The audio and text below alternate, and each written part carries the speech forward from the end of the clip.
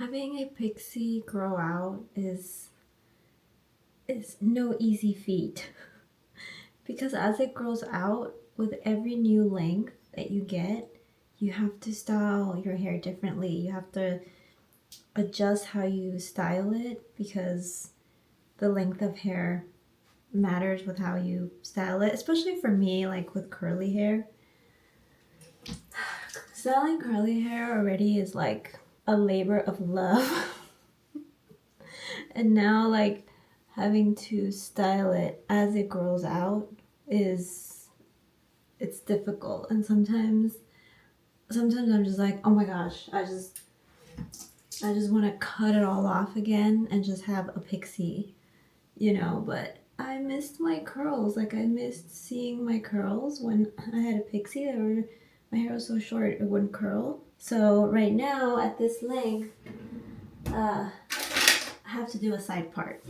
Before when it was shorter, I would pull all this forward and like scrunch it up here. That got too long. And then I did the middle part, and then that got too long. Like the sides here were so curly, and the top of my hair is much curlier than the bottom. The bottom here is like almost straight in some parts. So this looks shorter than this, but it's actually all the same length. So these front pieces would curl and like stay here and annoy me so much and tickle my forehead. So now it's the side part era. But sometimes I don't like having like a bang because I don't know, sometimes I feel like it looks a little weird. So lately I've been just combing it down a little bit.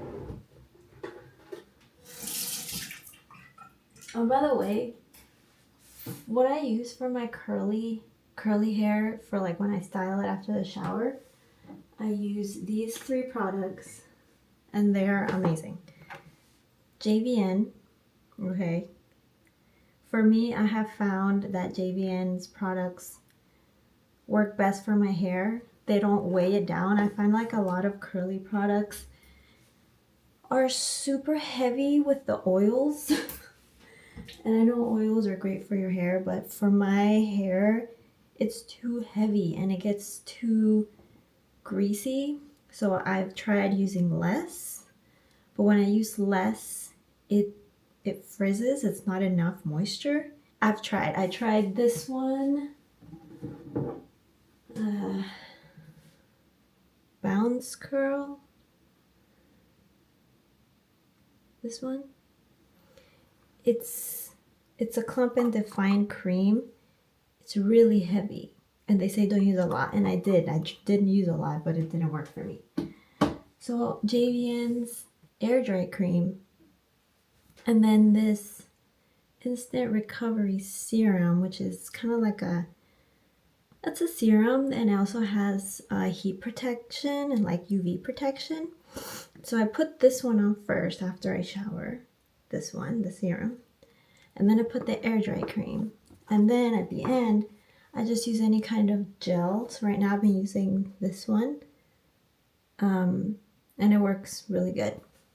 But right now, since this is like second day hair or third day hair, second day, I don't know, I just added a tiny bit of this with some water and put it in just to rehydrate everything. And then I've been just clipping my bangs to the side because sometimes I just can't be bothered. I don't want them to tickle my face or anything. And it's cool because like I could wear like hair clips again because I have hair to clip back. Before it was too short, so like I couldn't clip anything.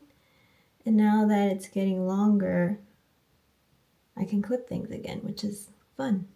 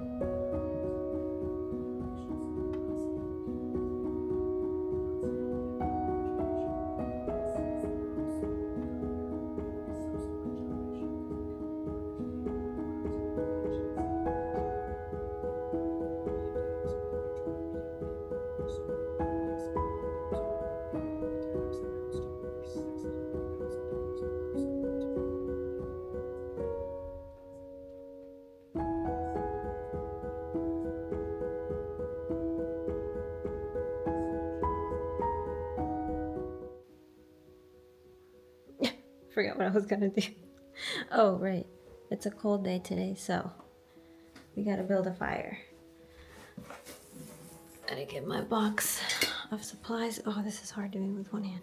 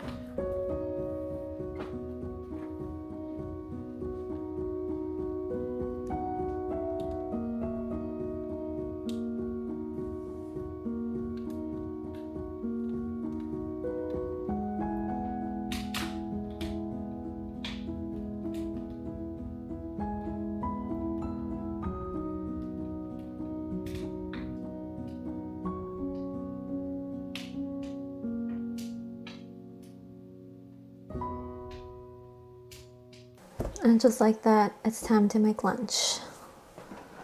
I made yesterday. Ooh, still have those leftovers. I might eat those as snacks. Yesterday I made enfrijoladas. Oh wait, no, this is for this. Enfrijoladas are like enchiladas, but instead of salsa for the sauce, you use beans and you put it in the blender and you puree it. That's what I made. So that's what we're gonna have for lunch today. What else do I need? Just this. It's a nice like change from enchiladas. So this is my filling. It's tofu. It's tofu's no. What is it? Oh, it's soy curls from Butler. This is what I used for the filling. It's really cool. It's dehydrated soy, and they dehydrate it, and then when you use it, you rehydrate it. You rinse out the water, and then you cook it like normal with seasonings, and it gives it a interesting texture, which is cool. Something different than just using like regular block tofu, you know.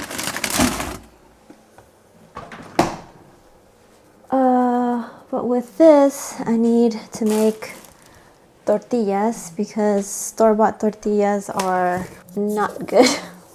Sometimes we do still eat store-bought tortillas when you're in a pinch and you don't feel like making them from scratch because you're lazy or because you just don't have time, you know what I'm saying? So I'm gonna make some tortillas. This is what I use. You can find it at any store really, and any grocery store sells it, and you just add water and salt. It's great. It takes a second to get the mixing right, like the balance between water and the corn flour, because otherwise you make it and it's too dry or it's too wet and you can't peel it off the thingy that you used to smash it with, and then it becomes a mess. But we've been doing it for we've been making our own tortillas for maybe 2 years since we moved here. Well, we moved here 3 years ago, but I think, yeah, we started making it like 2 years ago, and we have not looked back. This is what it looks like.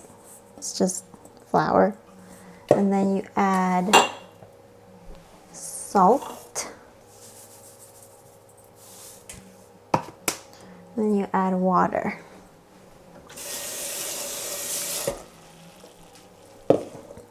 See? And then you just mix it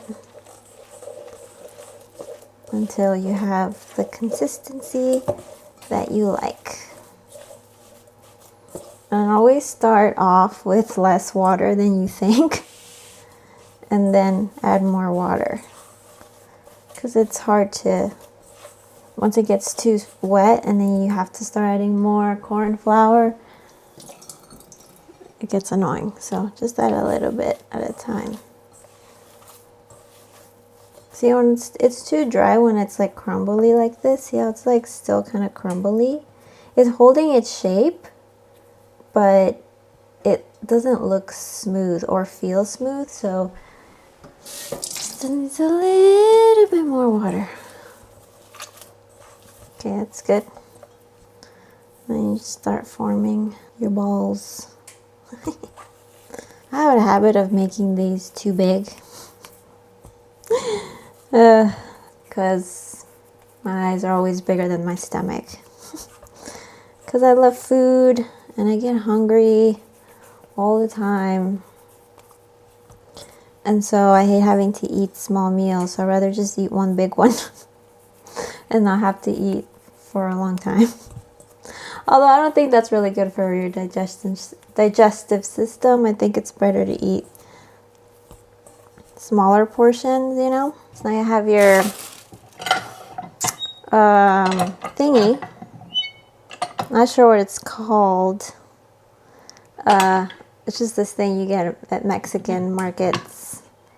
It helps you, like, you know, squish down the ball to make the tortilla shape. And then these you just get like BPA free plastic. I've tried making it without plastic because, you know, I don't want to use plastic and things. I've tried using parchment paper. I've tried not using any plastic, but it's impossible. Put my little ball in there, see? And I squished it down a little bit. And then close it. Squish it, and you flip it. And then you have your tortilla. And you take it off of this thing, like so. Take it off this thing, and put it on your hand. And you plop it on your warm cast iron. I think this is also cast iron because it's really heavy. So yeah, that's the tortilla. And you just wait until it cooks, and then you flip it. And you're good. Oh wait, there's actually one more step you need to do, but I'll show you in a second.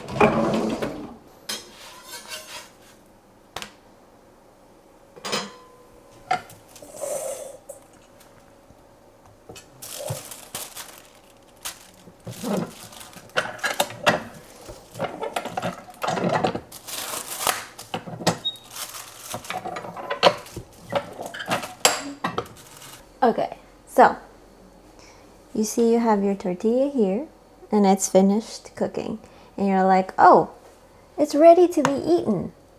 That's great. Let's put it on my plate and make a taco or enchilada or whatever. Wrong. If you take this as it is right off the hot pan and you try to fold it, it'll just crack. So what you gotta do is you either have to just put it like in a glass, like a container, and then close it because it needs to steam. Or you could buy one of these at the Mexican place where you get your tortilla squisher thing. And you put them in here to steam while you do other things. Okay, so this is a steamer bag. It's just cloth. You put it in there. And you let it steam. And while that's doing that, you do your other tortillas.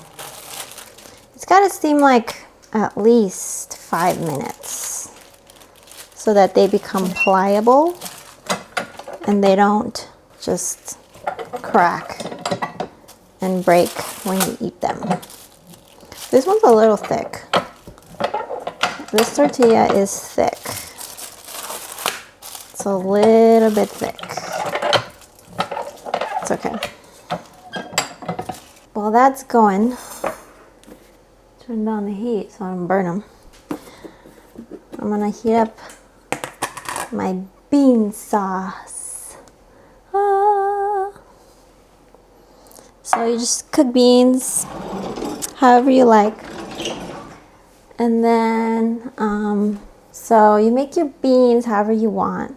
And then you put them in a blender and you blend it all up until it becomes smooth like this. And then you heat it up. Put it in a pan, like, I mean not a pan, a pot. And then you heat it up and you dip your tortillas in there. And boom, you have enfrijoladas. See, but the second day it's a little thick. See how it's kind of thick? So you just add a little bit of water to thin it out.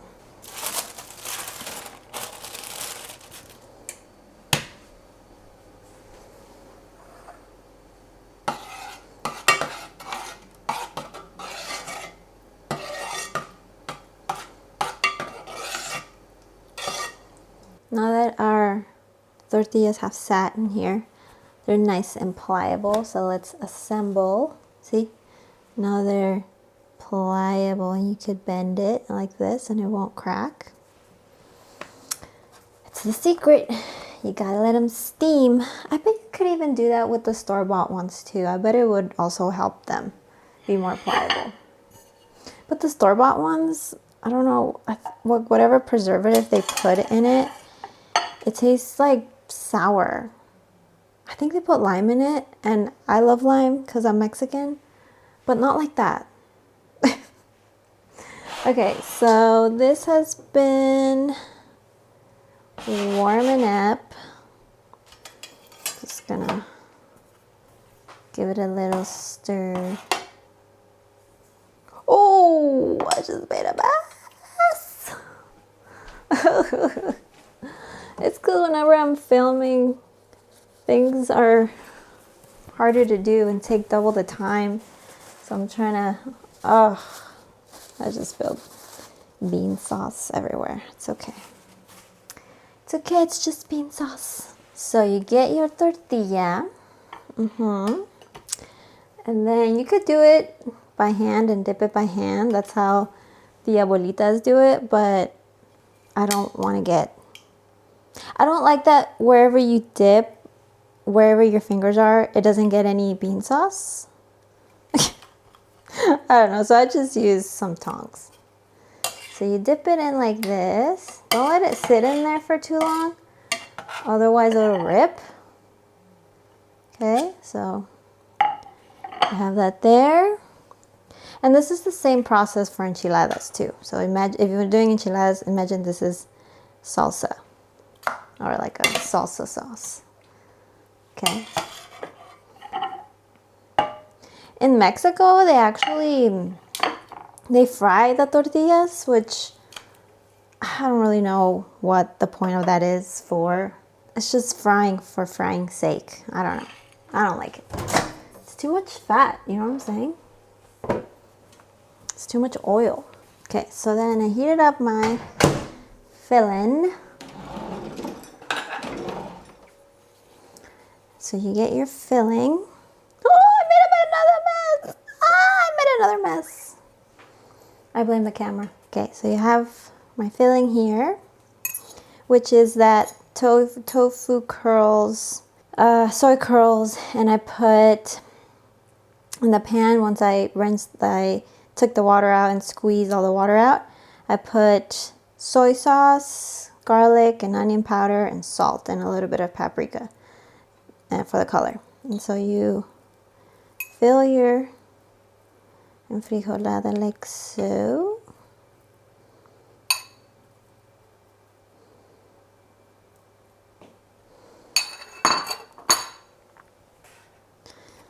And then you close them.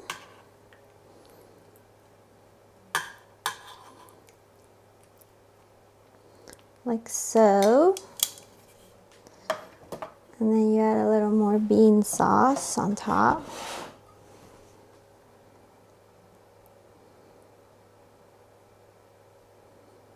However much you want. Some people like a lot, some people like less. And then you add lettuce.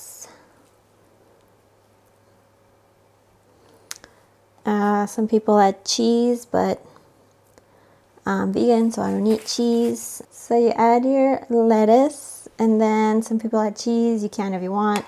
And this is vegan sour cream. And you just put it on top. And then you're ready to eat. This is so good. Also, you can have like rice with it if you want, but I find that it's so filling just on its own because the beans are protein, so you're basically eating like a protein sauce with more protein in it with the soy curls. So I feel like it's enough. It's enough food. I don't feel like putting more rice on the side is too much.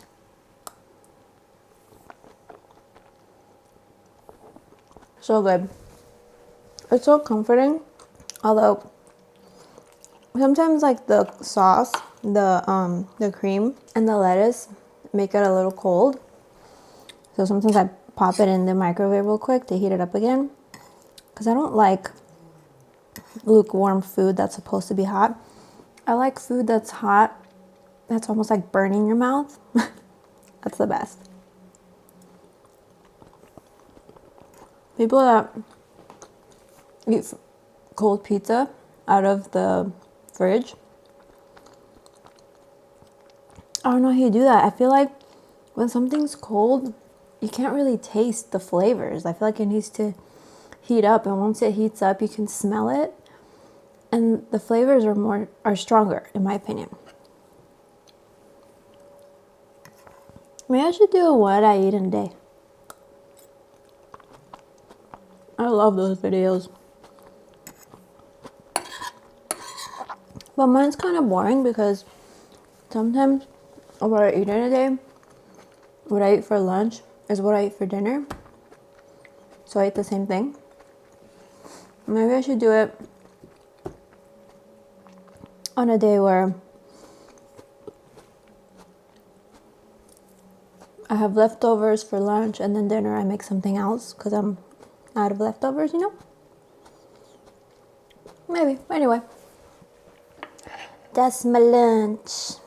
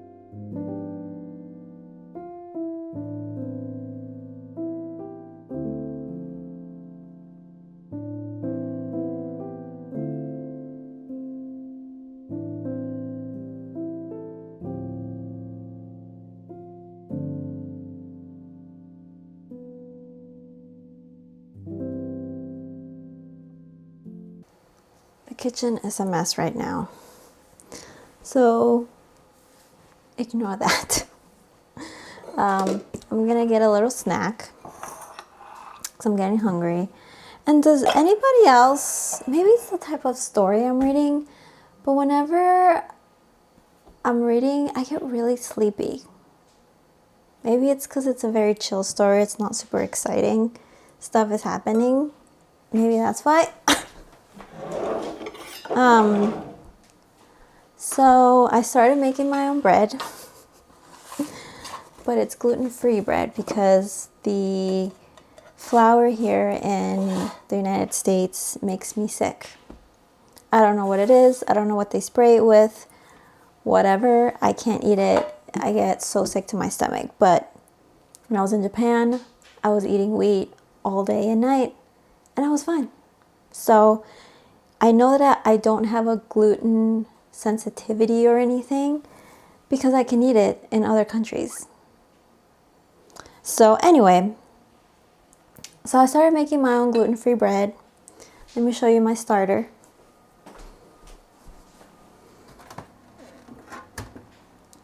She's a little watery right now because I fed her recently, but this is my starter. Look at how much I have. And I bought the starter online, like it was a little packet. I think it was from culturesofhealth.com.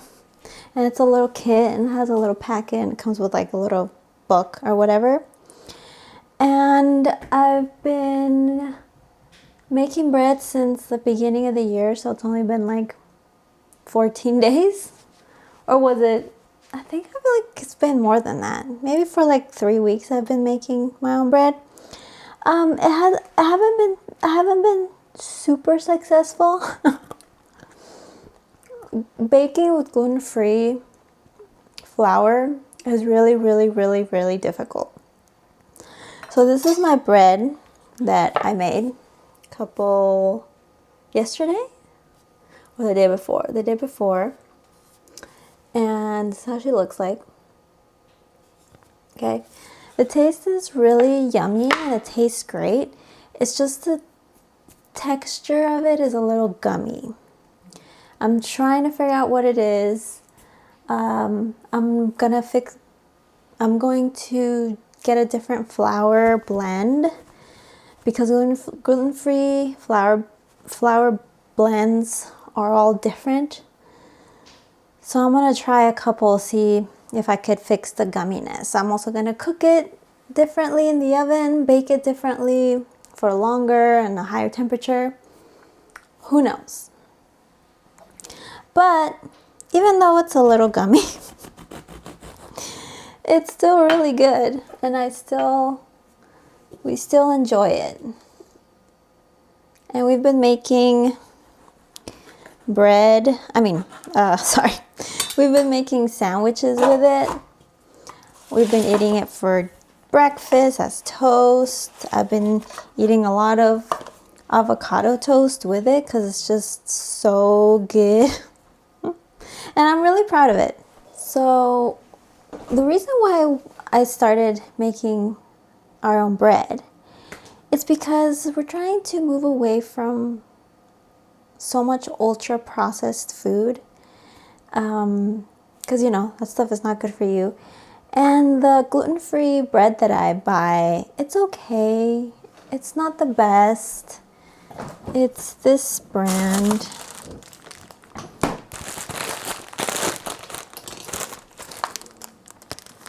This brand. It's okay. It's unedible if it's not toasted. When it's toasted, it's more edible. But it was like, I don't know, it wasn't the greatest. It was kind of meh. And it wasn't tasty. And just like we make our own tortillas for like when we make tacos and stuff, so much better than the store-bought. Just the taste is so good. I'm like, well, we should do that with bread because I bet it's going to be delicious even though it's gluten-free, it's homemade, And it's really good. It's really good homemade, even though it's a little gummy. It tastes really great. You know, it's sourdough. I love sourdough. Oh, did I say it was a sourdough starter? It is. It's a sourdough starter. I'm sure aren't all starters sourdough? I don't know. But yeah, I've been eating that. We've been eating this bread and it's great, and it doesn't, honestly, like that gluten-free bread, it was also like giving me cramps sometimes. Like I would eat it in the morning, just like a piece of toast with honey, and it was giving me like I would feel my like cramps, like my stomach would start hurting. So, and I've been eating this one, this gluten-free one that I've been making, and it's great. It's so filling though, like it's so filling because it's, I don't know, I guess because it's homemade and it's not ultra processed. So like before I would eat like 2 pieces of toast from that one that I showed you, and I would be hungry like so fast afterwards. Like I didn't feel like, it was like eating air. And then with this one, my homemade bread, it's so filling. Like you eat one slice for breakfast and you're good until lunch. It's crazy. But it's so exciting to feed the starter every morning, because it's like Christmas morning. Like, ooh, let's see how it's doing today. And I've also made pancakes from my starter, and they were really good. They were a little less flavorful than like a pancake mix that you would buy, but they were really good. I was really surprised. Like they poofed up. They came out great. I was very proud of myself for, you know, actually making gluten-free bread. Now, you know, it's not perfect. The texture needs a lot of work. The texture, it toasts really well though. Okay, so it toasts really well, and when you toast it, it helps the texture. But yeah, I need to change. I need to fix it, and I am. I'm changing things, experimenting with how much I let it ferment overnight, like on the counter before I put it in the oven. Since that flour blend that I use to make the bread already has like starches and gums, you know, for gluten-free baking, I stopped adding egg replacer because that's extra gums, and so maybe that would help, and it didn't really help. So, you know, I'm trying. But I think what's happening is that when I started the sourdough, I was feeding it brown rice flour. But then I ran out, and there's none around here. We have to go like an hour to another city to buy it. So I started feeding it this flour. And this is the flour that has gums in it. So your baking recipes come out perfectly. But this flour is for cakes, brownies, pancakes, pies, muffins. It's not specifically for bread, so maybe that's why it's not working super great. And so I was feeding it the brown rice flour, ran out of that. So I started feeding it this, and I think since the starter already has gums from this, and then I use this to make the bread, I think it's just too much gum and it's just not setting properly. So I got some more brown rice flour on the way, so I'm going to start feeding it that. And I'm going to change to another flour. Maybe I'll see one that doesn't have any gums. And we'll see. I'll let you know how it goes. But it's been delicious to eat it as avocado toast. So I put avocado, and then I always add some pico de gallo. This is some leftover from lunch. And it's so refreshing. It's so good. Very healthy for you. It's very healthy for me. And it's better than just, you know, eating chips as a snack, which I love me some chips, but not really good for the cholesterol, you know. So yeah, this is my snack. Some avocado toast. I don't want it to fall. See? It looks so good.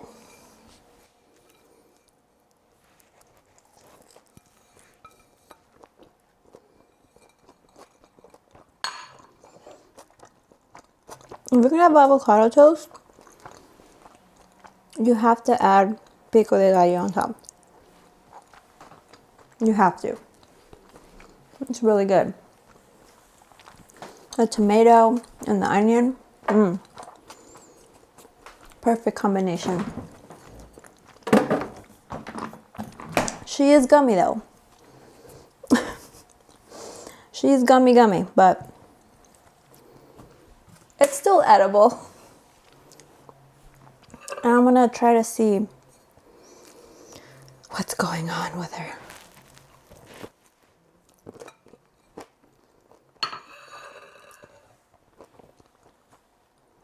This sun that comes through during the winter months through this window is assaulting. Look at it. This only happens during fall and winter. And then during the spring and the summer, it comes in more this way. And it's not as bad, but during these months, you feel like you're getting a sunburn from it. It's crazy.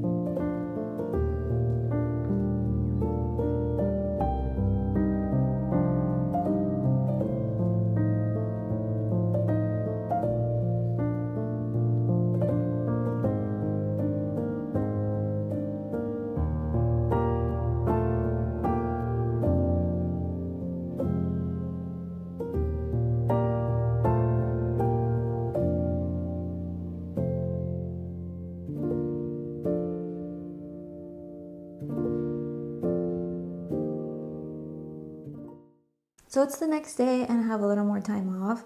I'm actually going to put on some press-on nails. Look at these. Are you ready? Aren't they amazing? So these are from joynails.com. From here. And this is the only place I buy my press-on nails from. And the number one reason is they have sizes. Not only like sizes for your nail bed, but the length. I can't do super long nails. I can't. They drive me nuts. But these are the extra short, and they have different shapes, and they have like a square one, which is even shorter. And I love them. And they're great, and they last a long time. And the designs are chef's kiss. They're amazing. Look at this. Let me take one out. Look at this. It's a little hand. Isn't that amazing? They're so cool. Anyway, that's what I'm gonna do with the rest of my time off. Hopefully you had a good time, and I will see you later.